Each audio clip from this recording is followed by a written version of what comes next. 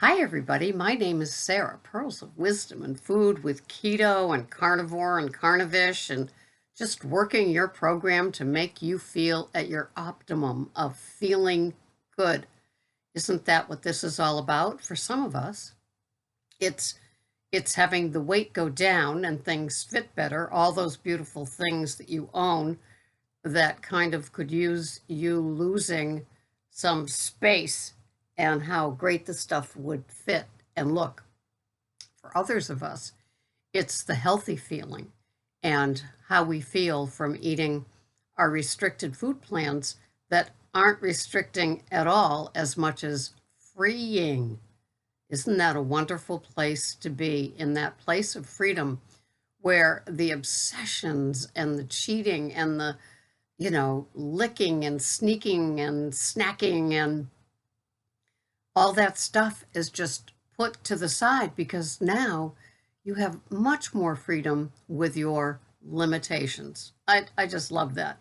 It's that whole less is more, living like a minimalist, except for us, it's like eating like a minimalist, right? And you think of the stuff that you already gave up to get to where you are today.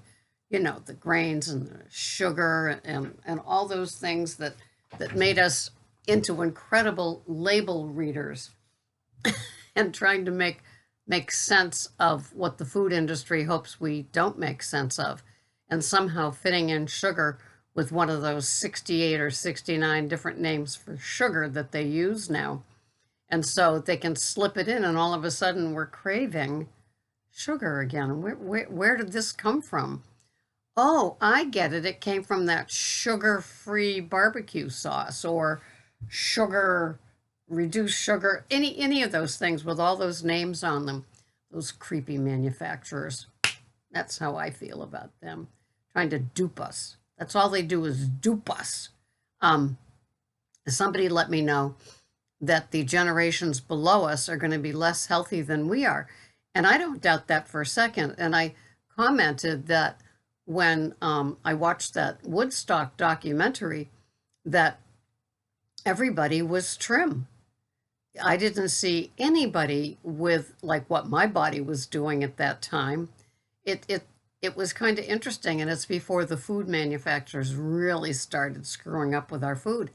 And I think that we've got this all over again. We've got this processed food from keto on up with all these processed foods that have been so tampered with, and they're all called keto.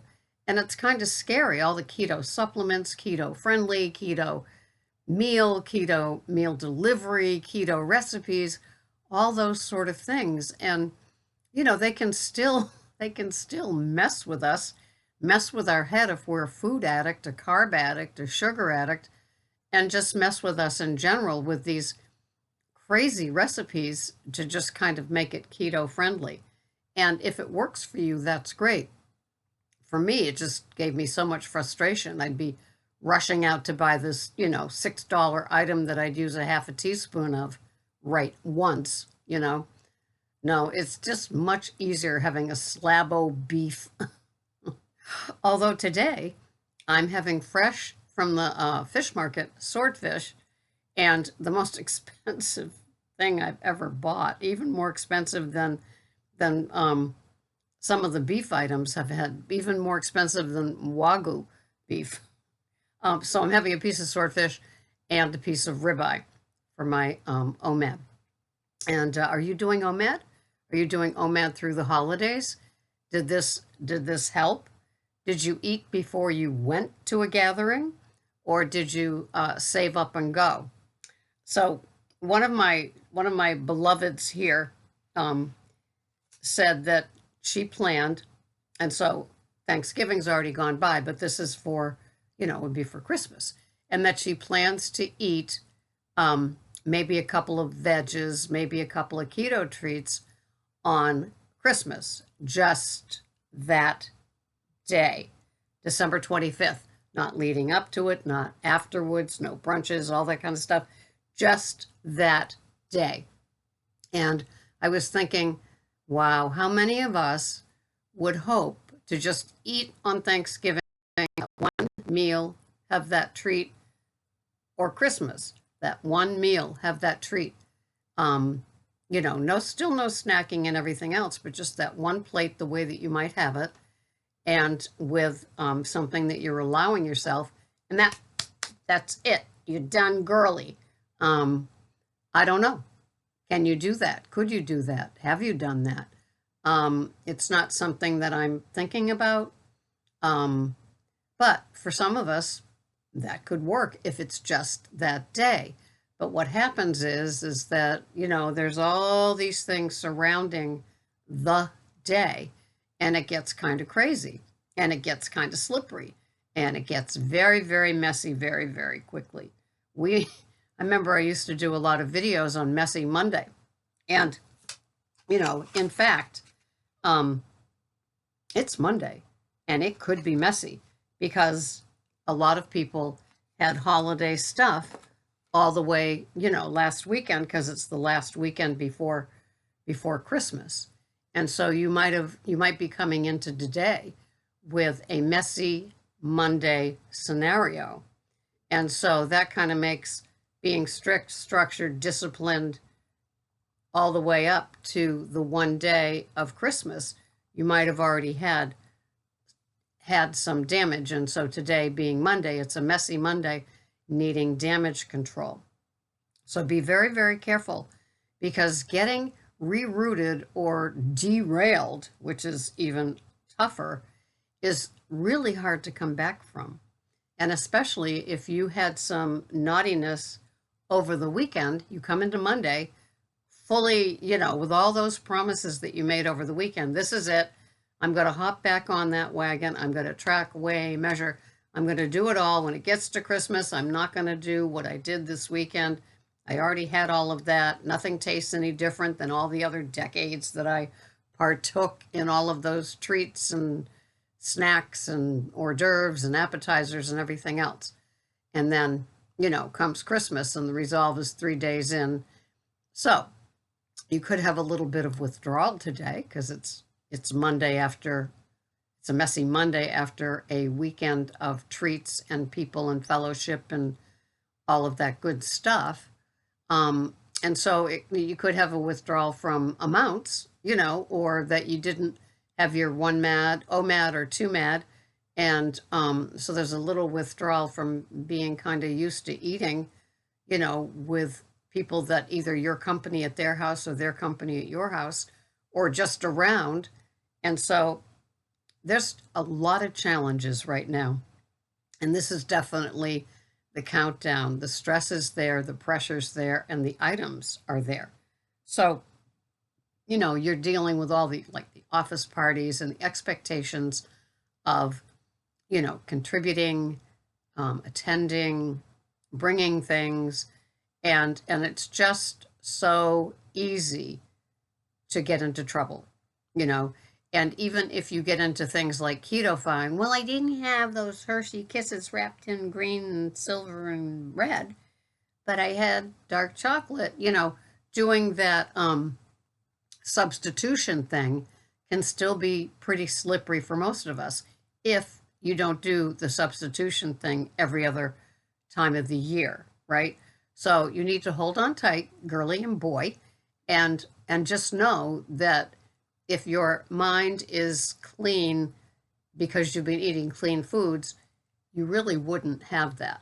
You really wouldn't have that if it was August or if it was February, right? And so be mindful that the sane and sober person that you are is not the Ms. Slick that is taken over your head with great ideas and promises. Just be very mindful of that so you don't trip, stumble, fall, lick, taste, finger around the edge, all of those sort of things that I've only heard people do. I never did. Oh, God, no. But and you really don't want to do that because it really gives you a hitty feeling when you're done. And then you've got to admit it to somebody, maybe here, maybe to, another food buddy that you have that you had planned to, abstain, be very careful. So I come back to that saying, and it's kind of that interesting saying. It's easier to be 100% abstinent. It is. Try 90%. If you think 100 is like too tough this time of year, try being 90% abstinent. It's so messy. It's so scary. It's quite slippery. And so try to hold on.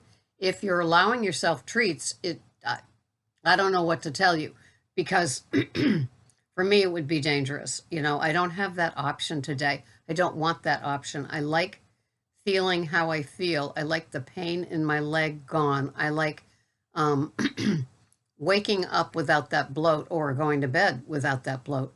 That was always the first thing that I noticed when I had anything with like too many veggies or a salad. Even what we considered the good stuff, before all this new information came out about vegetables and anti-nutrients and fruits and oxalates and all of that. I could still go to bed gloated, gloated on keto, bloated on keto, and I don't want that feeling today. So just remember, being 100% clean, you will never regret that. Going to bed after some holiday gala function temptation without having it, going to bed clean and waking up the next day. I tell you, there will be no gift as special, as important as that. So hang in tight, my little pickles, my snowflakes, my turtles, my no matter what club members, and of course, my Goldilocks, my special team, club, tribe of Goldilocks people. Hang in there. You can do it. You've got this. You can always email me. You can always, do what you have to do.